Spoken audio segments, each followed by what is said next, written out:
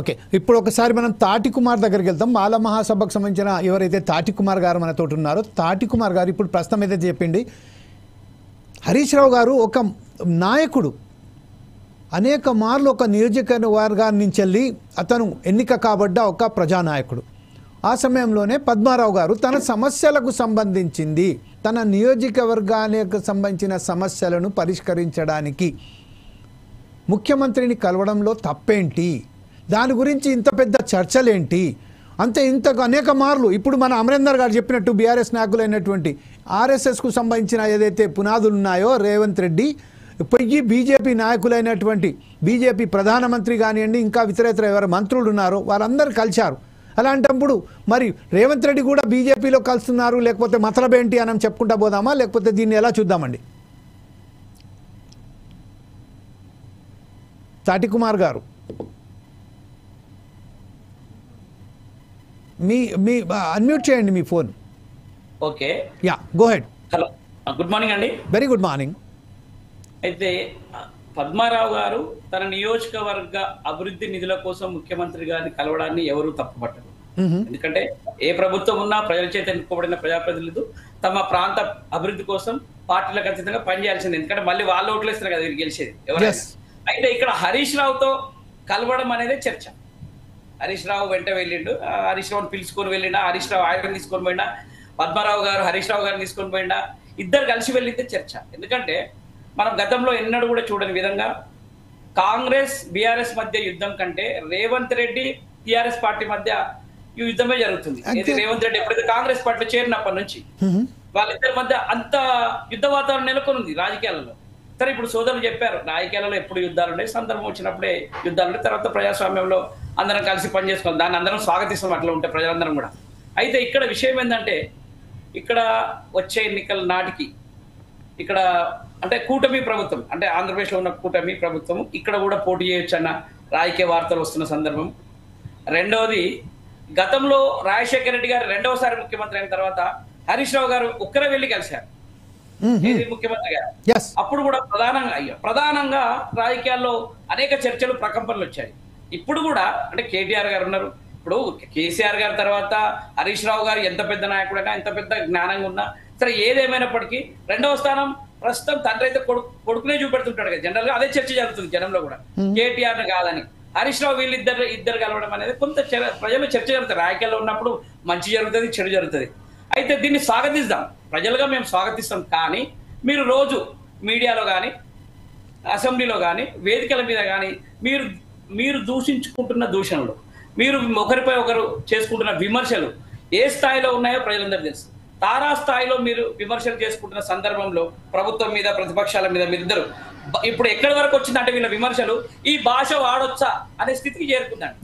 ఈ భాషను వాడొచ్చా, ఆయన అదే అనలేదా, ఈ నిదానం లేదా, ఈ స్థితికి వీళ్ళ మాటలు పెరిగినాయి. ఈ సందర్భంలో వీళ్ళు కలవడాన్ని ప్రాధాన్యత సంతరించుకుంది. ఇలాంటి దూషణల మధ్య వీళ్ళు కలవడాన్ని ప్రజలు కొంత చర్చించుకుంటారు. మీడియా కూడా దానికి ఎక్స్పోజ్ ఇస్తుంది. మీడియా ఎందుకు ఎక్స్పోజ్ ఇవ్వదు? మీడియాకి వార్తగా ప్రజెంట్ చేస్తుంది. మీడియా కూడా వార్తలుగానే ప్రజెంట్ చేయాలి. అలా ప్రజెంట్ చేస్తున్న సందర్భంలో అరే వీళ్ళు నిన్న మొన్న ఇంత ఘనం తిట్టుకున్న వాళ్ళు ఒకటేసారి పద్మారావు గారి అభివృద్ధి పనుల కోసం పద్మారావు గారు వెళ్ళొచ్చు. ఆ పద్మారావు గారు ఏమో శాసనసభ కొత్త కాదు కదా, హరీష్ రావు గారితో వెళ్ళడం అనేది కొంత చర్చ. ఇప్పుడు హరీష్ రావు గారు బీఆర్ఎస్ నాయకులు ఒక మాట చెప్పారు, మరి రేవంత్ రెడ్డి గారు కూడా నరేంద్ర మోడీ గారిని కలిశారు కదా అని. ఓకే, దాన్ని కూడా మనం ఇప్పుడు నేను అనేది ఏంటంటే రేవంత్ రెడ్డి గారు నరేంద్ర మోడీని కలిసిన, హరీష్ రావు గారు రేవంత్ రెడ్డి గారిని కలిసిన అభివృద్ధి పనుల విషయంలో మీరు కలవాల్సిందే. మీరు ఈ ప్రాంతాన్ని అభివృద్ధి చేయాల్సిందే. తెలంగాణను తెచ్చుకుంది కూడా దానికోసమే. ఇప్పుడు ప్రస్తుతం ఏదైతే ఇప్పుడు చర్చ ఏంటంటే హరీష్ రావుతో అతను వెళ్ళి కలవడానికి మనం ఎందుకు తప్పు పట్టాలి? Harish Rao is the senior most leader in BRS. ఇప్పుడు జమీల్ గారు అంటే అసెంబ్లీ సమావేశాలలో ఒక సమస్య పట్ల విమర్శించుకున్నారు, ఓ సమస్య పట్ల వాళ్ళు ఒకసారిగా మాట్లాడుకున్నారు, దాంట్లో అడ్రస్ చేసుకుంటూ ఈ సమస్యలు ఉన్నాయి, దీన్ని చర్చిద్దాలని. భాషకు సంబంధించిన వేరు, ఇది ఈ వర్గం వారు కూడా అదే భాష ఉపయోగిస్తారు, ఆ వర్గం వారు కూడా అదే భాష ఇస్తున్నారు. అసొంటప్పుడు ఒకసారి మన అమరేందర్ గారు మీరు చెప్పండి, ఇప్పుడు హరీష్ రావు గారితో కలవడం చిన్న ఇంటరప్ట్. ఓకే, చెప్పండి. ఇప్పుడు ఇటీవల ఉమ్మడి వరంగల్ జిల్లా ప్రస్తుత జనగామ జిల్లా స్టేషన్ కాన్పూర్ లో ముఖ్యమంత్రి గారు పర్యటన చేశారు. ఓకే, కొన్ని కోట్లాది రూపాయల అభివృద్ధి పనులకు శంకుస్థాపన చేశారు, ఎస్ విడుదల చేశారు.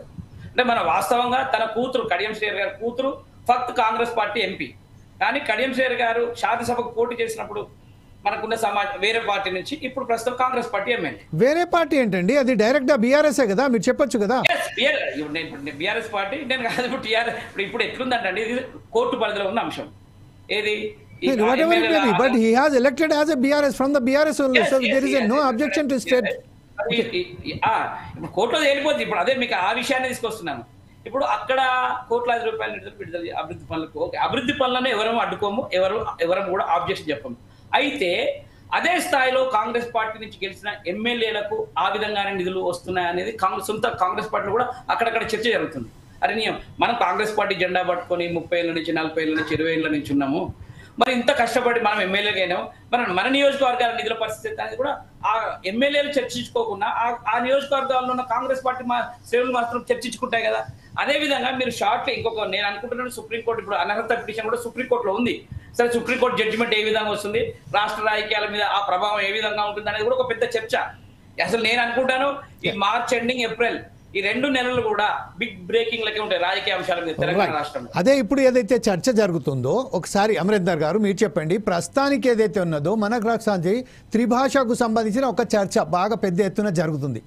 అంటే త్రిభాషకు సంబంధించింది ఏదైతే స్టాలిన్ గారు ఏదైతే తమిళనాడు చీఫ్ మినిస్టర్ ఉన్నారో అతను అందరు సౌదర్న్ పార్ట్ ఆఫ్ ఇండియాకు సంబంధించిన అందరు ముఖ్యమంత్రులను తీసుకొచ్చి అసలు ఈ నార్దర్న్కి సంబంధించిన ఎందుకు మా మీద ఇంత పెత్తనం చెలాయించడానికి చేస్తున్నారు, మా మీద ఈ హిందీ కానీ ఇంకా ఇతర ఏదైతే సమస్యలు ఉన్నాయో దాని మీద ఇంత వివక్ష ఎందుకు చూపుతున్నారు, ఈ విషయంపై మనం